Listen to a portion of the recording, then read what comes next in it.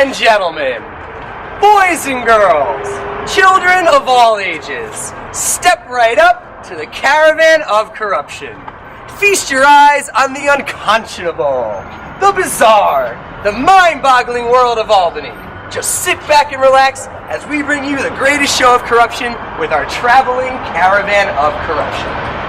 Today, we've come to Hempstead to show you what happens when our electoral system, the cornerstone of our democracy, is overrun by deep-pocketed campaign donors instead of average, hard-working New Yorkers like you, me, and everyone else here.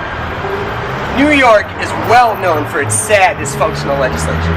In fact, from 1976 to 2010, New York had more politicians convicted of corruption than any other state in the Union. In fact, we had 2,522 counts of corruption in New York State politics alone. It's pretty shameful, huh? Yeah! That ain't right.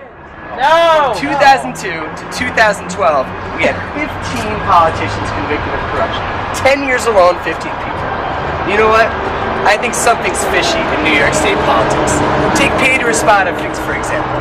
He took taxpayer money intended for his healthcare clinic, spent $20,000 on sushi. Sounds like good eats to me. And then we all know Joe Bruno. He collected millions of dollars in kickbacks from taxpayers' money.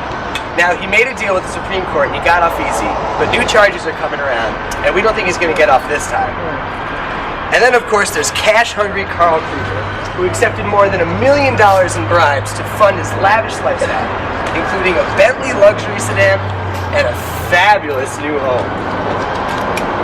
Now, while the vast majority of New York politicians aren't corrupt, the rules need to be changed. Here to talk about fair elections and what our plan is to make things right is Citizen Action of New York's Downstate Campaigns Manager, Jesse Lehman.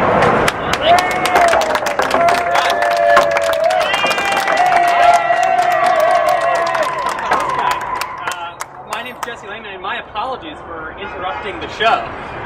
This really is quite a show. I can't wait to hear the rest of it.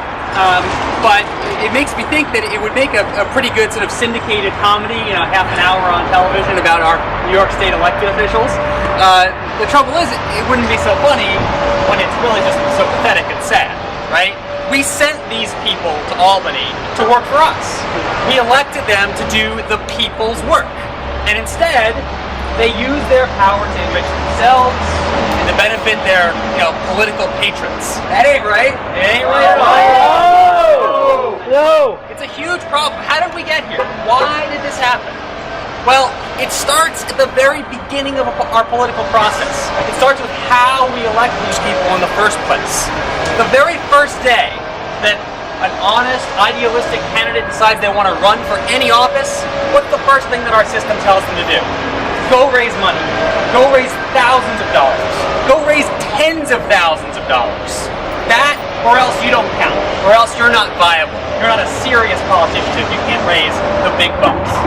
And what happens is the politicians find out, well, they can raise the big bucks if they take big checks from big donors. And with those big checks come big promises. And the seed of corruption is planted even before they get elected. That's how we get 15 criminals in 10 years in New York State. Our electoral system is designed to breed people like this. Right. Yeah. Right? So how are we going to fix it? Well, of course, we're never going to rid 100% of corruption from New York, right? We're never going to have no bad apples anywhere. That's not a goal that's reasonable to achieve. But we can fundamentally change this system that breeds so many corrupt politicians. We can change it with fair elections for New York. With fair elections for New York, we're going to bring down those sky-high limits how big the donations are for politicians. We can't have more $60,000 donations to statewide candidates. You can give $10,000, just one of you, $10,000 to any one candidate for state senate. That's absurd. Let's bring those limits down. Let's have laws and rules that are actually enforced. Let's have teeth in the system, right? How about that?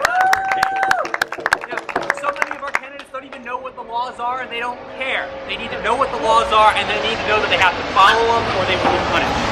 And most importantly, the third and key element of fair elections for New York is creating creating a public financing system so that good candidates running for office don't have to. How's it going? How you doing, sir?